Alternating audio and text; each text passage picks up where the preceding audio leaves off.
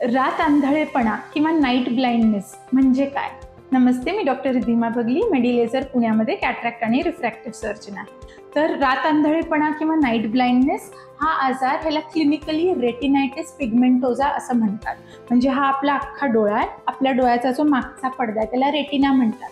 हा एक अनुवंशिक किंवा हेरिडिटरी आजार आहे, ज्याच्यामध्ये आपला रेटिना, त्याच्यामध्ये पिगमेंटरी चेंजेस यायला लागतात. म्हणजे जो रेटिना पिंक असला पाहिजे तो एकदम पेल दिसायला लागतो आणि असे ब्लॅक कलरचे पेरिफेरीमध्ये त्याच्यामध्ये पिगमेंटरी क्लम्स दिसायला लागतात. आणि ह्याच्यामध्ये काय व्हायला लागतं की पेशंटला संध्याकाळच्या वेळेस, रात्रीच्या वेळेस काहीच दिसत नाही.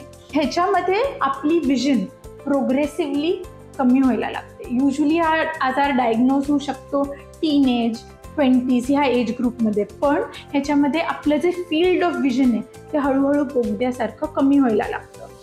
अनफॉर्च्युनेटली ह्या आजाराला काही ट्रीटमेंट अशी नाही आहे किंवा अजूनही काही म्हणजे जेनेटिक स्टडीज चालू आहेत, पण ह्याच्यामध्ये रेटिना ट्रान्सप्लांट नाही होऊ शकत. जर ह्या आजारामुळे दुसरा कुठला आजार झाला, जसा की ह्या आजारामध्ये मोतीबिंदू किंवा रेटिनाच्या सेंटरमध्ये सूज येणं, हे थोड्या लवकर वयामध्ये व्हायला लागतं, तर मग त्याची ट्रीटमेंट आपण करू शकतो. पण करंटली या आजारासाठी आपण फक्त पेशंटला करिअर काउन्सिलिंग, जेनेटिक काउन्सिलिंग ह्या पद्धतीचे लो विजन रिहॅबिलिटेशन, फक्त हेच ऑप्शन्स आपल्याला अवेलेबल असतात.